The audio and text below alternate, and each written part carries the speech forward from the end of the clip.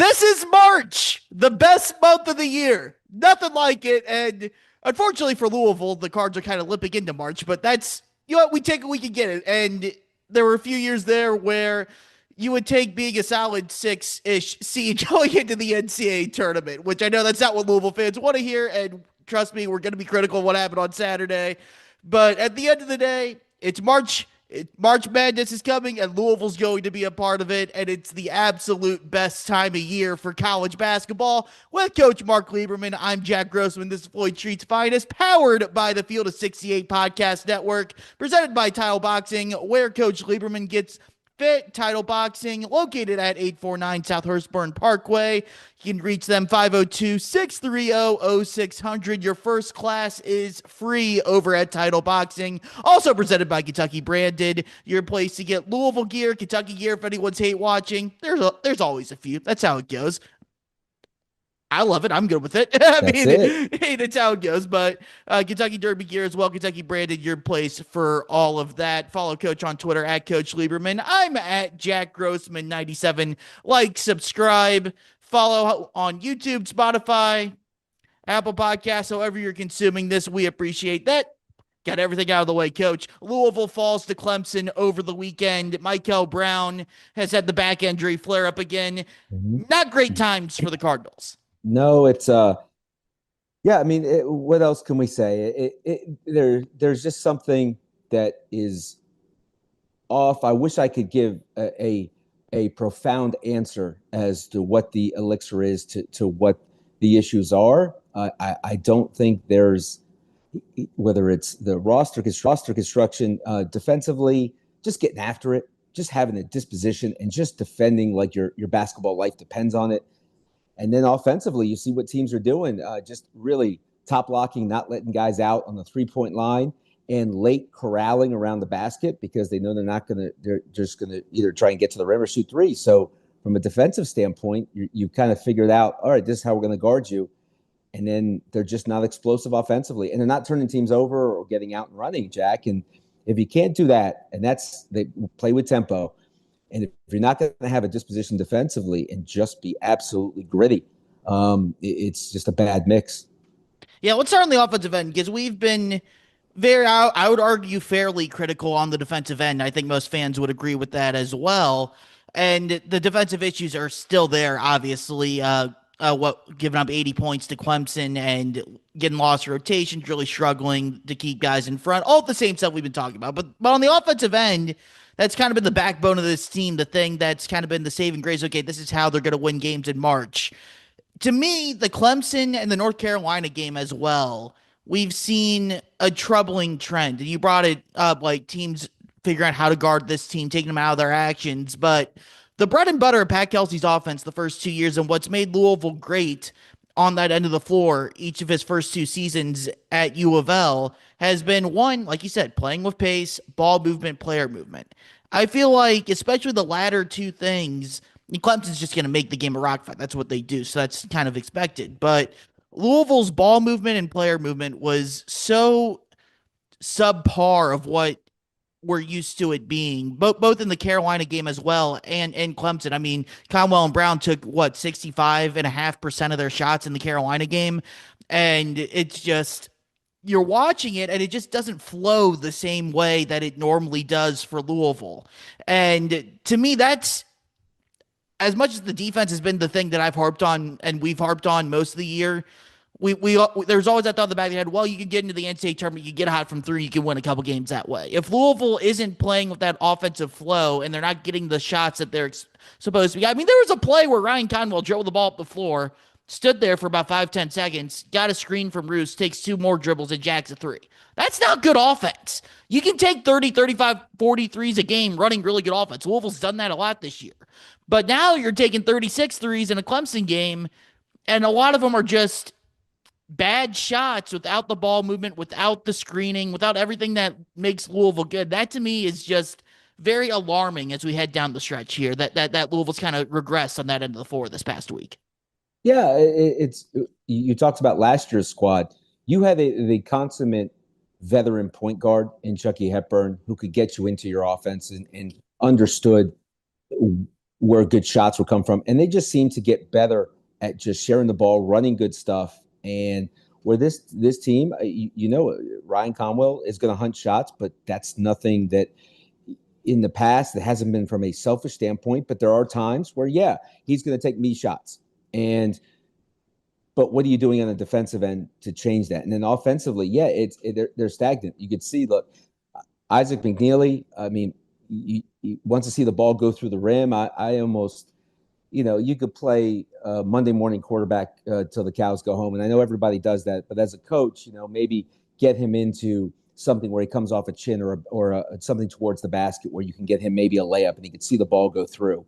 And you just don't have – and with Mikel, coming off the bench, you could just see it's just a different continuity. Like Ryan Conwell, to expect him to get into their stuff offensively and move it. They're not as good a passing team as maybe what we expected. And then your bigs, sometimes that settles you down. So look, it's Zugris playing hard, but it's limited what you're going to get out of him, Jack.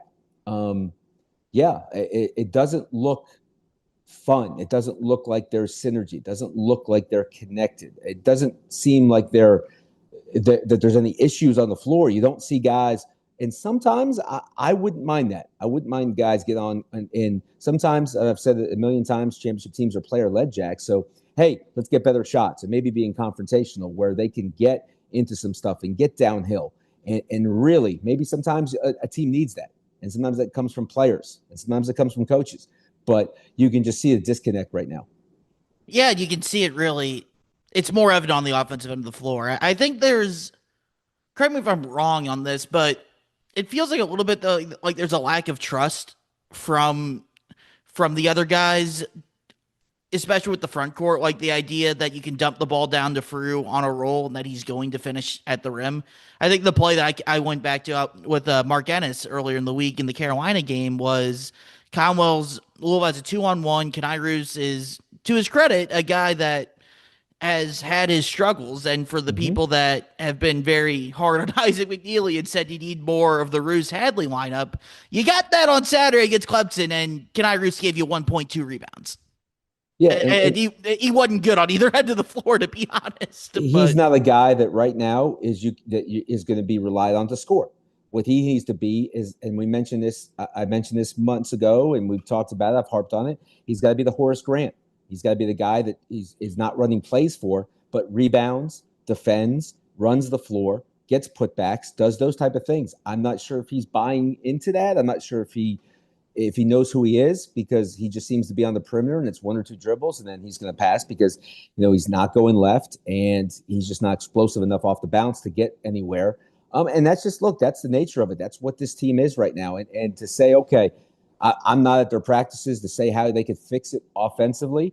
A healthy Mikel Brown, sure. Look, you had those, it sometimes, and everybody was so excited, obviously, with NC State and then his shooting, but that stuff is going to always come back down. Like, no matter what, you're not going to be scoring 30, 40 points a game and being able to shoot that clip, especially defensively. Teams are now, okay, we're not going under ball screens. We're really going to trap and really take the ball out of your hands. As far as the bigs go, really, if you look at how many players are in ball screens with Frew, it really is Mikel. He's the guy that trusts and can make that pass. And we know with Khalifa, he's going to be perimeter oriented. We know he's going to be, he's going to be a facilitator, and he's going to be on the 3-point line. He did get a basket this game down low, but that's going to be rare. And there is a trust issue. Do we throw? You have to trust that either you're going to get it back, someone's going to get fouled, or you have a chance to go to the line, and players just know that. They have a feel. It's not a great position. And that's late in the clock sometimes because they exhaust maybe a zoom and there's a handoff and there's nothing there, and all of a sudden the clock's down to 7 or 8 and they throw the ball in.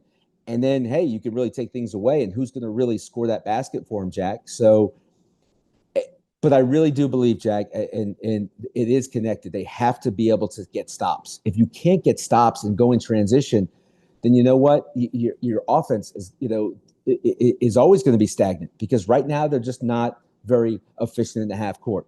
So how do you change that? If you extend pressure, but really, are those guys, do they have the personnel to do that? I know people saw them while they're pressing or they're doing this.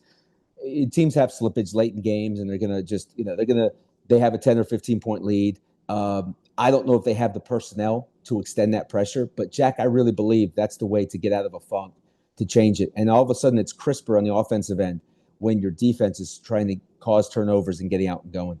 Yeah, I mean, I'm with you. I mean, Louisville right now, when they're giving up points at the rate they're giving it up, and they're giving up a lot of easy buckets the way they give it up, it's a lot harder to get out of an offensive slump when you're facing that set defense every time down the court. And No that's doubt. and Clemson's not a great offensive team. They had kind of seen things fall apart before that Louisville game, and kind of let them get whatever they wanted on that end of the floor, especially in the second half. It's just kind of par for the course, honestly, at this point. I don't know. Like we Well, flushed. the first play of the second half, and this happened against Carolina too, where Hadley wanted Mikel to switch out, and sometimes it just takes one guy not to be connected, and Mikel lost his guy going through to the corner, and it opens up a shot. And those type of things, you got to come out in the second half with a disposition and just say not tonight and protect the paint and be a defensive stalwart. And that's the big difference. What you have with a Chucky Hepburn, who's just going to take so much pride on the defensive end, and Mikel, who's just a great young man and can score the basketball. He's going to have to understand that, you don't want to mess with other people's dreams right now. And it's not that he's doing it in a way that he's being selfish. He's got to dig in. He's got to be a guy defensively that says, you know what, Conwell's last NCAA tournament, maybe the way the NCAA goes, who knows? Maybe he's got 3 more years. But it'll be Mikel's only NCAA tournament. Exactly is he right. Pro? Yeah. And you're absolutely right. And so, you know what?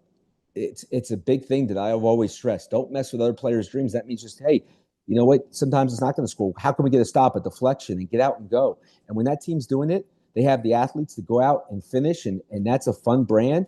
And that gets you excited. That gets your offensive rhythm, because right now they're in a funk because teams are just saying, okay, we're not going to let you out. We're going to be really physical with you on the perimeter, and we're not going to let you just come off handoffs. We're not going to let the zooms. We're not going to let you back cut. We're going to bump every cutter, and then we're going to late corral and play you at the rim. North Carolina was a clinic defensively about how to do that, and Clemson the same thing. But then you have the slippage. I mean, where you just you're not fronting, you allow post entries, and you lose their shooters, and there's open threes. I mean, those things can't happen. The breakdowns, if we had a screen here, I could take you through those plays when I would do the coach's corner and just show you just so many breakdowns on that end. And then all of a sudden it's hard because, your pace of play, this is not a team that wants to walk the ball up the court, Jack.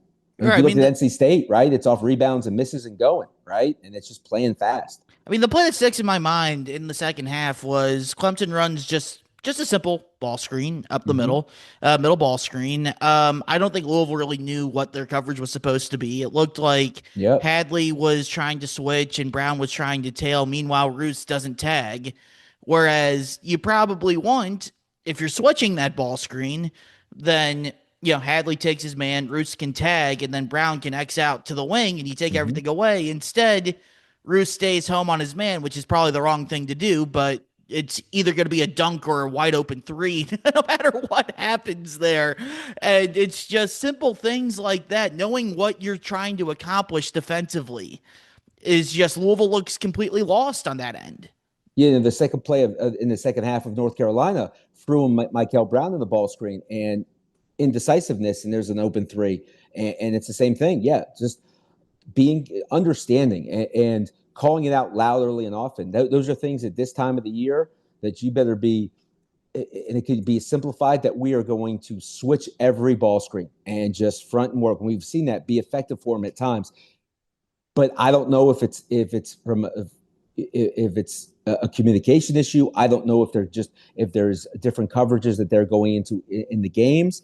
But yeah, I mean, look, they're getting lost on the ball screen defense, and then they're on simple pin downs, and there's post guys that just are sealing guys and getting position, and simple actions that are really, these aren't things that are extremely hard to guard.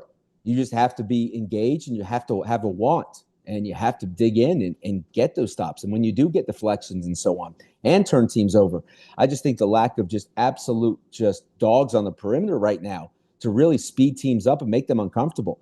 You know what? You can't live in your fears. If you're going to take something away, just absolutely get after it. And but do you play Kobe, Rogers, and Willie Moore? Are they going to give you enough offensively?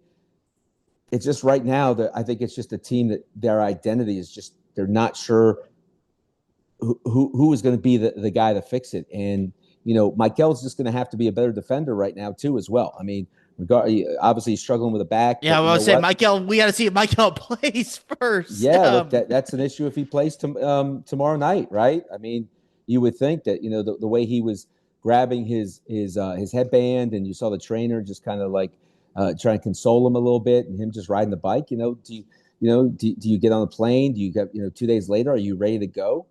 Or do you feel good enough to play and to affect the game? So yeah, it's a question mark if he's going to play tomorrow night, and that was a question that was at a press conference for Coach Kelsey today. And Coach Kelsey obviously doesn't want to tip his hand and whatnot. And I know he's a little surly today at the press conference. But look, hey, if they don't have Mikel, then you know what? Just get up, get after it. Tell Willie that you are absolutely just not letting anybody just.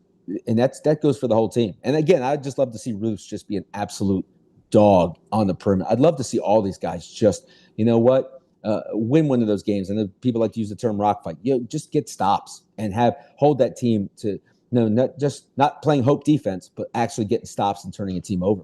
I will say Willie was the one guy that I felt like on the offensive end was aggressive, attacking off the bounce in the Clemson game. That's something I'd like to see more of from Conwell and Brown with how much teams are overplaying, everything they want to do, trying to take away the 3-point line, get paint touches off the dribble and have that open up, either finishing around the rim, which they got to be a little bit better at than they have been, but also using that to open up open threes and get some movement as well on the perimeter. I'd like to see him do that earlier in the game. I mean, obviously we saw that. Yes. We saw that late, and that's when teams are just trying not to foul. And believe me, I've done this long enough where you look at the clock, and when you have a lead, when you have that lead, begging. Jack, you're just waiting for the clock to run out. And I remember Billy Donovan talking to me when I was coaching at Monsignor Pace, and about because we were going for our back-to-back state championships, and he was just like, tell your players you don't want the game to end. You just want to keep going. It's so much fun. You're playing for, and sometimes you want your teams to understand that, but you could just see Clemson looking at the clock on every shot and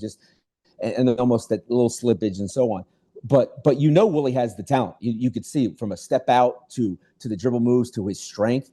But let's see him do that, come out, and if he does start tomorrow night for Mikel, let's see him just be so aggressive, and him and Conwell, just whether it's handoffs and coming downhill and just trying to get to the rim and making moves and creating and drawing and getting paint touches to kick out for other guys, sure. But attacking and getting downhill. I'd love to see Willie get to the line 6 or 8 times. If I'm this team, I'm telling Ryan Conwell, I want to see you at the line 10 to 12 times tomorrow night. You need to shoot 12 free throws. I want to see you just attack. I want to see you get downhill. And I want to see us playing off 2 feet and getting fouled. And you know what? When that happens, then you know what? Then you can then the defense sloughs off. You open up other things as well. But Willie can be a factor. We saw what he can do.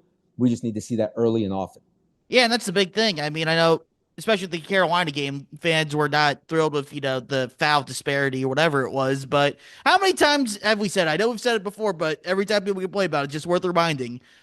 The team that is the attacker is going to get the quote unquote better whistle because they're the one that's going to initiate contact and draw more fouls. And when North Carolina or Clemson, especially with how bad Louisville defends the ball and stays in front of dudes, get into the lane at will and are going into contact and finishing and initiating stuff, those are going to draw fouls.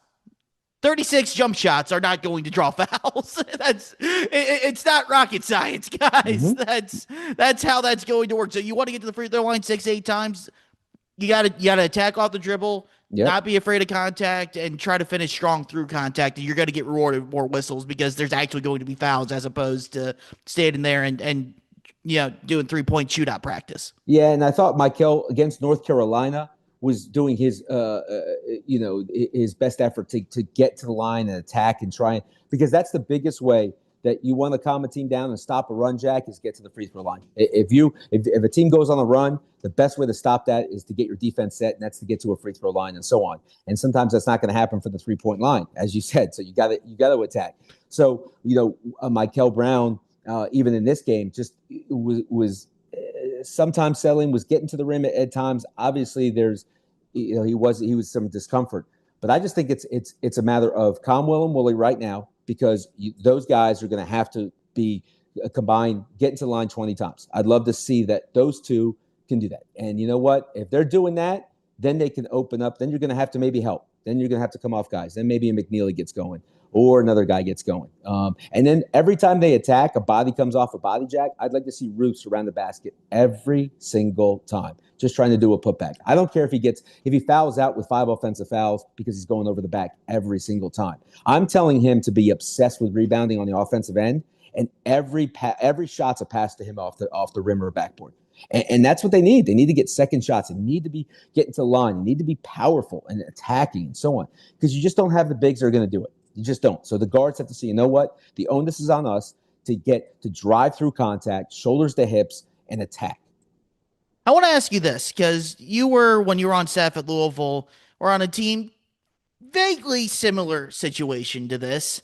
Of course, talk about the 2011-2012 team. End of the regular season, you guys lose a game 52-51 to Syracuse, 60-56 to Cincinnati, 58-51 to South Florida on senior day, and then 58-49 at Syracuse to end the year. You lost 4 of your last 6 games, 3 of your last 4 in the regular season, and honestly, some pretty ugly fashion there in a couple of those games offensively. That the 58-51 South Florida games kind of just burned in my memory there a little bit. People were not thrilled after that one. But just remember Kevin Willard's quote, and that's how I felt after that game. So. I wanted to ask you about that too.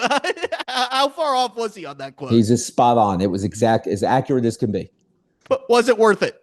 Yeah, right. So listen, but no, I'm saying, was it worth it? Was what, me coaching? Yeah, well, going through all of it then. I would not trade it for anything in the world. Yes. Yeah, yes. But I want to ask you this. You guys, Jack, before you ask me that, read the scores again. Read those scores again. All right. It was 52-51, 60-56, 58-51, 58-49. And I know you're going to ask me something, but we did believe that we could get stops and we could defend. We were offensively You guys challenged, definitely did that, yes. But look at the halftime score of like the Michigan State game. What was it, like 18-14 or something like that? Something crazy like that. But we knew we could get stops. We knew we could dig in and defend. But go ahead, Jack. Right. My question is, at a time when a little bit different, because as you said, you guys did have your identity. We knew how that team was going to have to win games, and by God, you guys did it after that. But taking it from the lowest low point, that really feels pretty similar to how this team is, because that was a team that had high expectations. People expected to be, a top 5, top 10-ish type team. And for much of the year, you guys were. But end of the year, when you're supposed to be peaking, you're going through your roughest patch of the season. You guys turned around. Obviously, everyone who's listening to this knows 4 games in 4 days, wins the Big East tournament, upsets Michigan State in the Sweet 16, makes the Final Four. I'm not saying this team's going to necessarily do that, but how did you guys at that lowest moment pull yourselves out of that to where you caught fire up in MSG?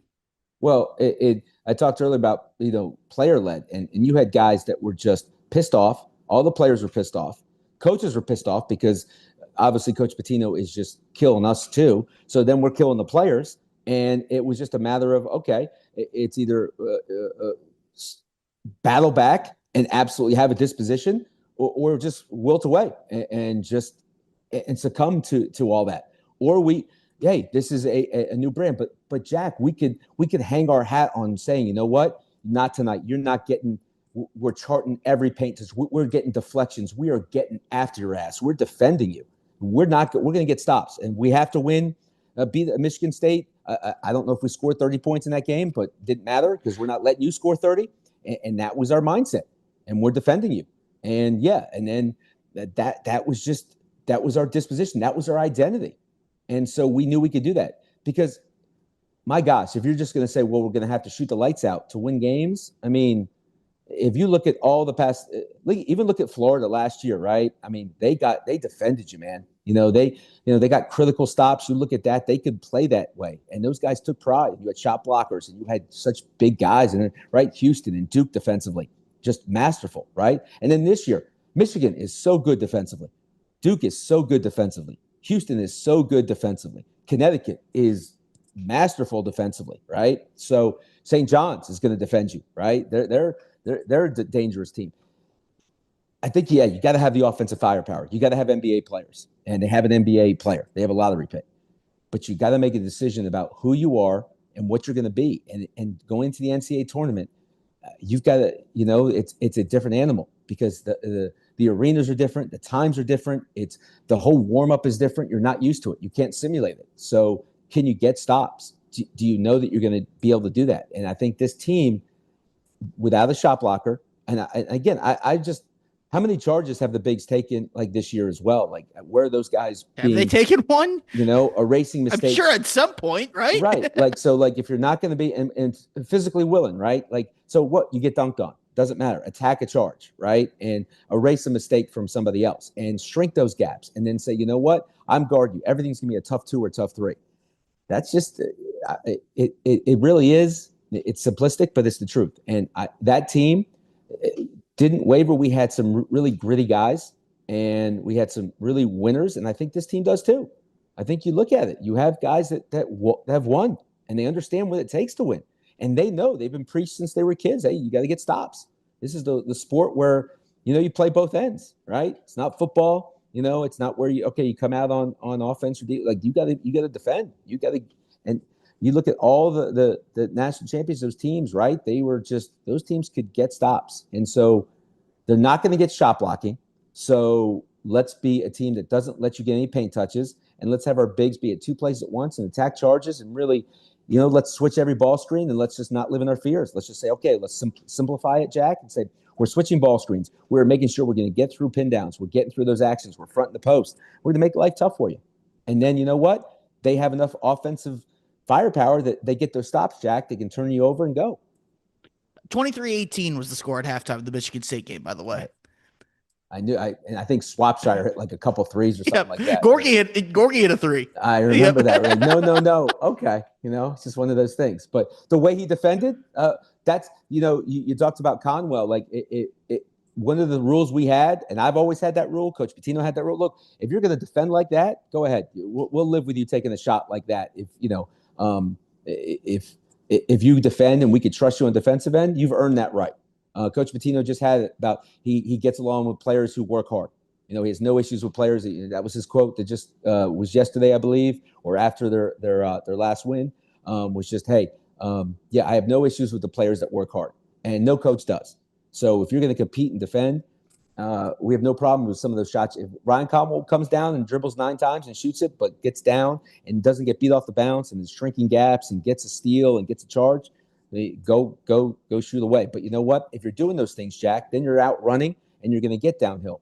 And back to this game tomorrow night, I'd just love to see Willie and Conwell. And if Mikel plays, then he's part of that mix too. But I'd love to see this team shoot 25 or 30 free throws, especially from the perimeter guys. I don't know if they've shot 30 free throws in a game all year, to be honest. I don't think they have. But I think that's going to be a formula to say, you know what? We are driving to get fouled. We are attacking. We are showing our shoulder. We are getting into defenders. And the best way to do that is in transition as well, not in the half court, right? By the way, Michigan State was 0.73 points per possession in that game. That's pretty damn good. I don't think Louisville's going to be doing that this year anytime soon. But if you get things going offensively again, you just have to be good enough defensively. You can't be Swiss cheese.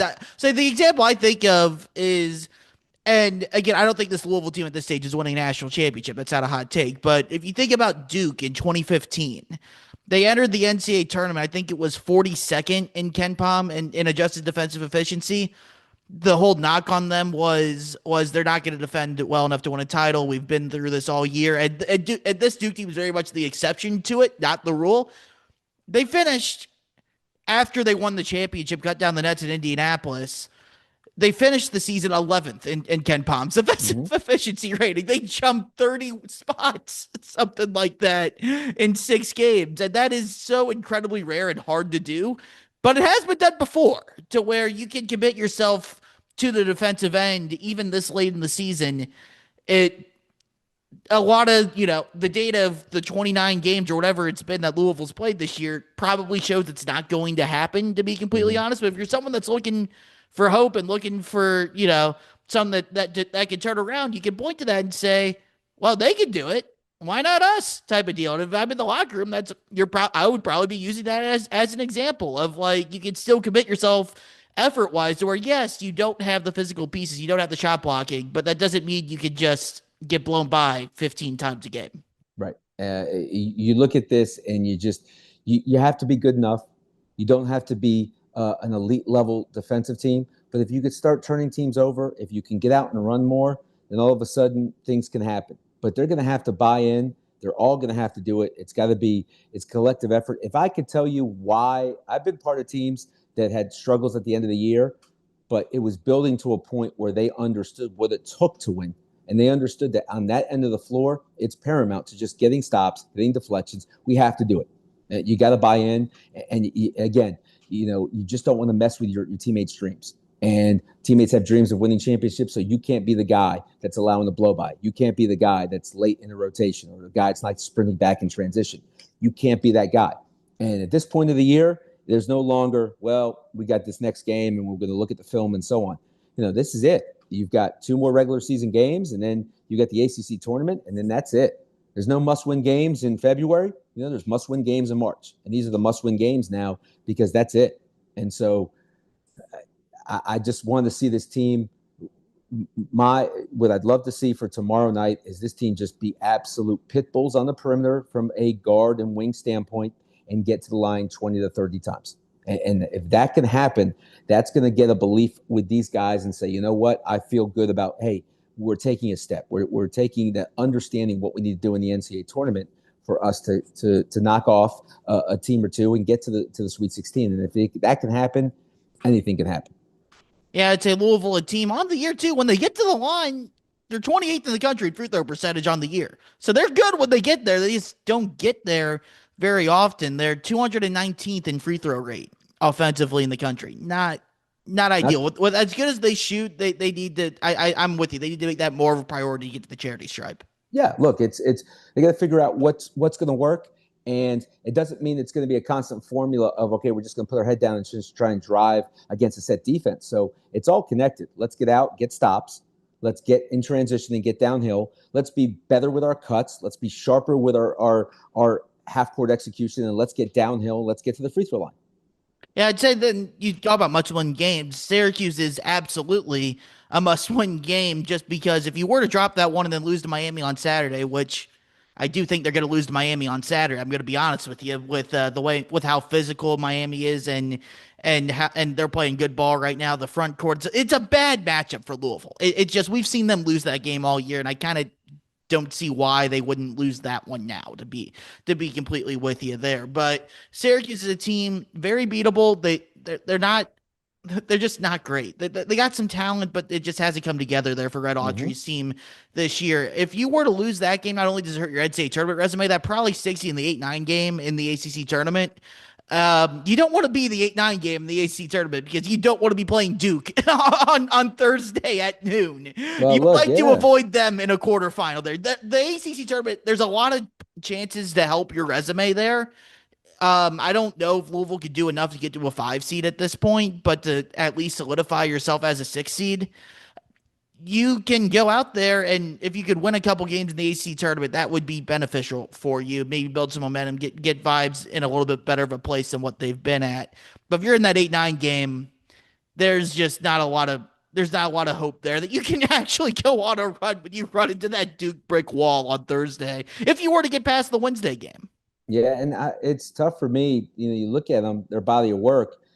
Being a 5 or 6 come the NCAA tournament. I mean, when it's all said and done, it's just if they don't get past Miami and then go 1-1, lose their second game in the ACC tournament, I see them as a 7 or 8, and it's just they've got to put a string together like they did last year. They've got to win the next two and make a run in the ACC tournament to get to that 5, so they don't end up on a 7-8 line, because that's kind of where they're trending towards.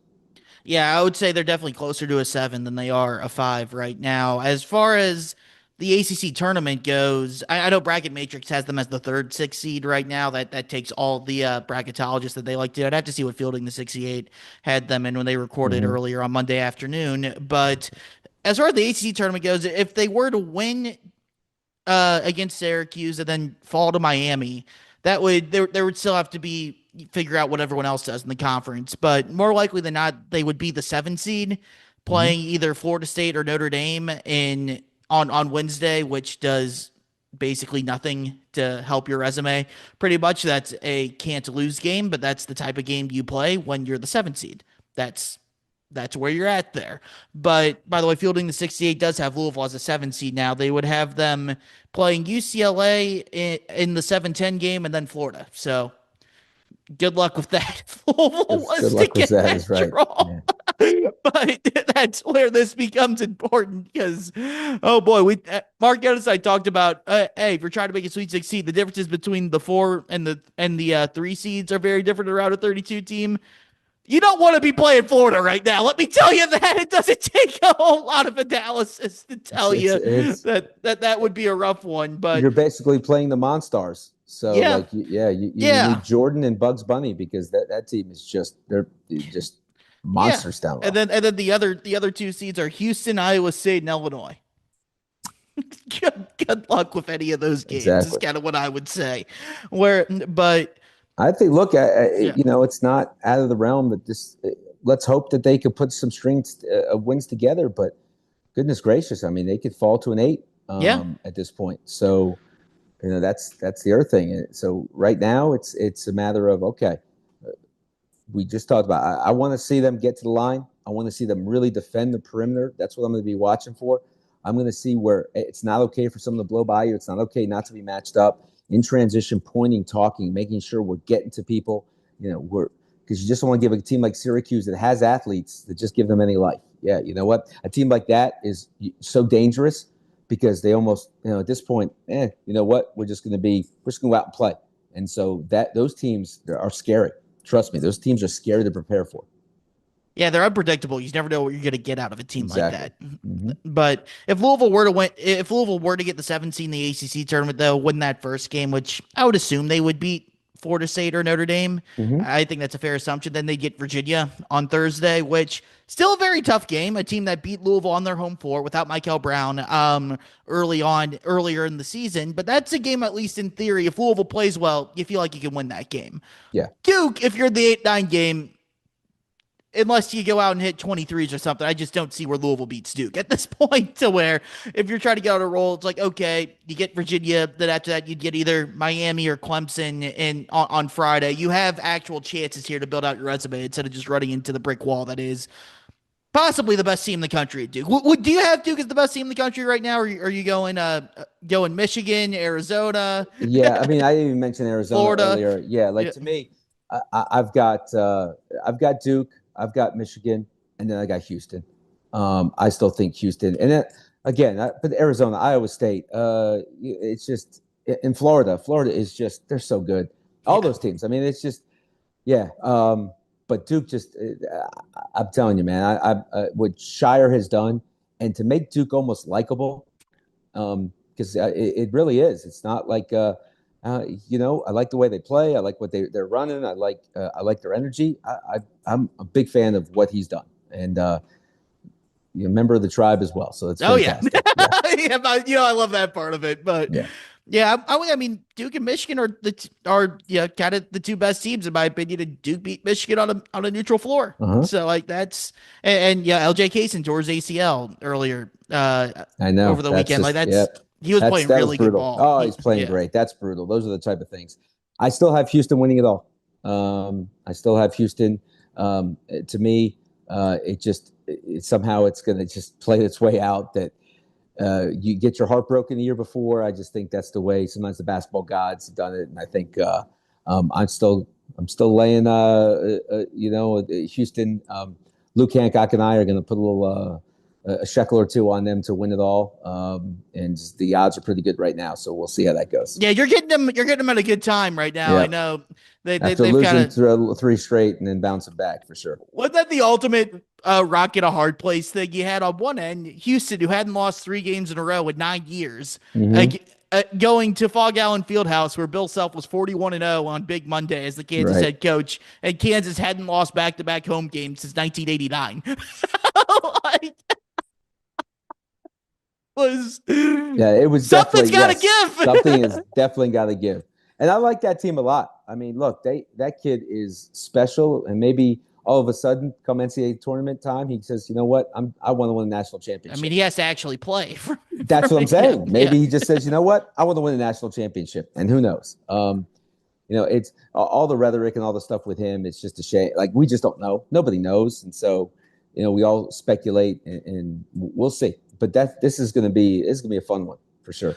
Oh yeah, it's going to be an absolute blast of a tournament, a blast of a March. Hopefully Louisville can figure their things out and throw themselves right back into the thick of it. But we're going to have a lot of fun regardless of what happens, talking about the Cards March run and talk about the NCAA tournament, March Madness, and everything that's going to go on the next month to 6 weeks or so. Could not be more excited for it. For Mark Lieberman, I'm Jack Grossman.